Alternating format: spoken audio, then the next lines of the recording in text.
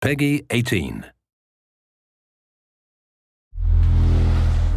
Hi, my name is Ashraf Ismail, Game Director of Assassin's Creed 4 Black Flag, and I'm excited to show you more of our open world locations and activities. This is by far the biggest and most diverse game world we've ever built. Over 50 major locations and more than 75 uncharted islands. In this demo, we will be jumping around to different parts of the Caribbean world and showing off some of this diversity. Here we are on Andreas Island, a coconut island with a pirate village. Up ahead, we have a tavern. Taverns are places where you can hire crew, pay for secret information about valuable convoys, you can play mini-games, and of course, you can have a drink. To gain access to all of this, you need to prove yourself with your fists.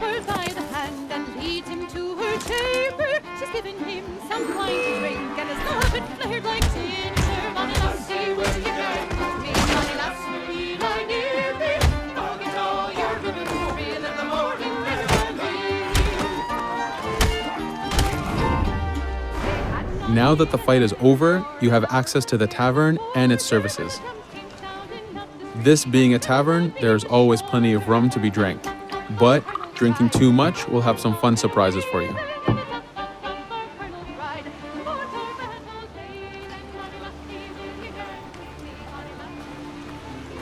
Now let's head to that viewpoint and sync up. Each viewpoint in the game is a small navigation puzzle to reach the top. Synchronizing unfogs the map, showing you nearby collectibles and activities, and it also becomes a fast travel point so that you can quickly get back here. The world is massive. We need it to make it comfortable and easy for you to get to where you want.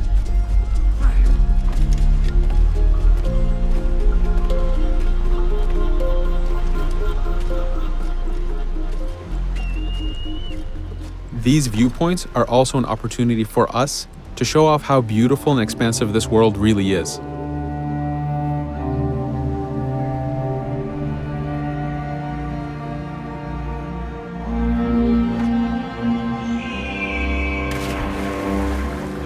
Now we're heading to another important location, underwater shipwrecks. We are now able to access these locations because we recently purchased a diving bell. These are real 18th century devices that pirates and sailors used to access the underwater. Underwater is how the golden age of piracy started. Through an incredible hurricane, tons and tons of Spanish gold was lost at the bottom of the seabed. This attracted poor, jobless sailors and pirates to dive down and grab this treasure. It was important for us to include the underwater as a new environment because it was so important to the history of piracy. The underwater is full of unknown dangers and predators.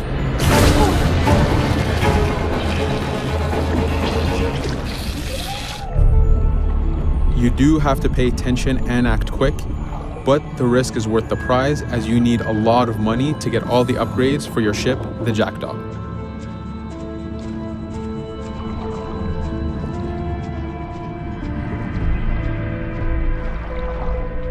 Stealth is very important, even in the underwater.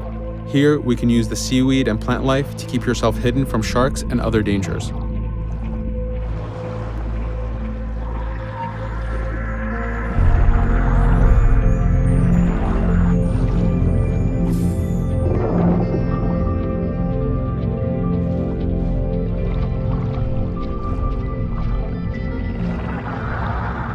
This is an air barrel. It's a one-time air refill, so use them wisely. Of course, you can always go back to the diving bell to refill. We are going to move to a different location now. This is a smuggler cave. This one happened to be accessed from the underwater, but not all of them are. Here, we ran in without looking around, and this got us in a little bit of trouble. But it was only 2 guys and we took one by surprise, so not too bad. Caves are heavy stealth locations. Stealth is key in this game. We've put a lot of effort in to make it a valuable and exciting gameplay for players. Since we came from the underwater, Edward does not have his weapons or guns. You will have to use your stealth tools to get through this. Here, we will utilize the whistle to take out the brute.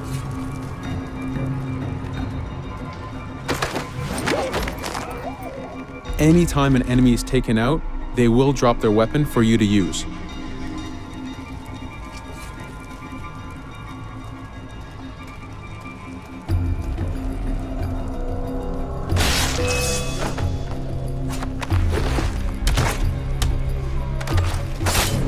Again, we are taking these guys by surprise and using their own weapons against them.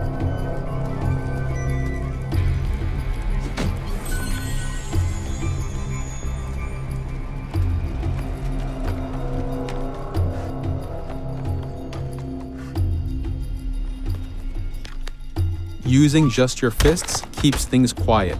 This allows you to take advantage over the second guard.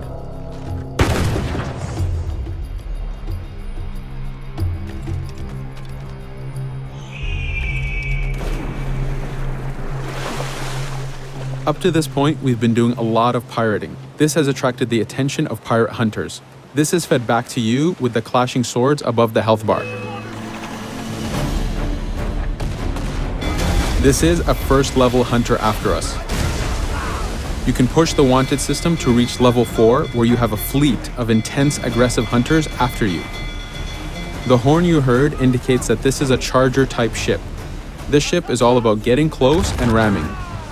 Each ship type has a unique sound associated to it, the scariest being the war drums of a man of war. Your first mate, Otowale, is always giving you helpful advice and feedback. The chain shot is a stun weapon. Hitting ships slows them down. Great for stopping a charger's attack.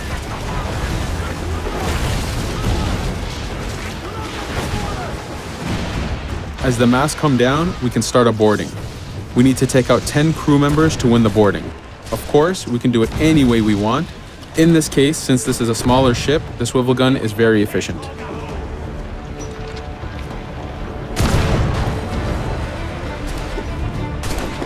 There are many objectives in the boarding system, including destroying powder keg reserves and removing the flag from the top mast. But the most basic objective is to eliminate the crew. Here, you can see Edward utilizing his dual cutlasses and guns, combining them in counters and combo attacks. You do have a max of 4 shots before reloading, so make them count.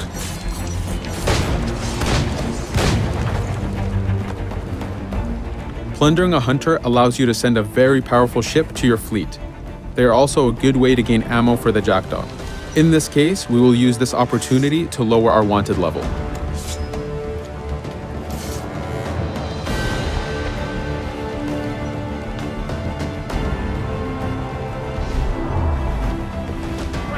A very important new activity in Black Flag is harpooning. Historically, pirates harpooned as a source of income. Ready the whaleboat, lads.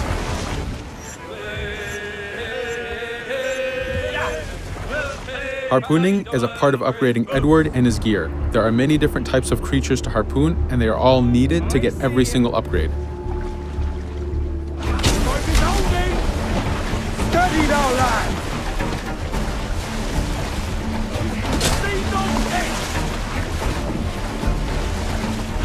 Success! Burn in the sea ray!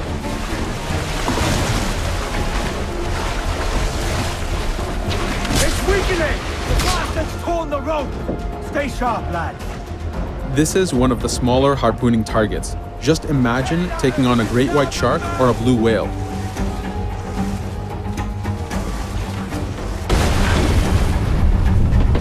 This one's dangerous! The harpooning activity itself has upgrades, and you will need them to take on the bigger targets. You can upgrade the health of the rowboat, the number of harpoons you carry, and the damage of the harpoons themselves.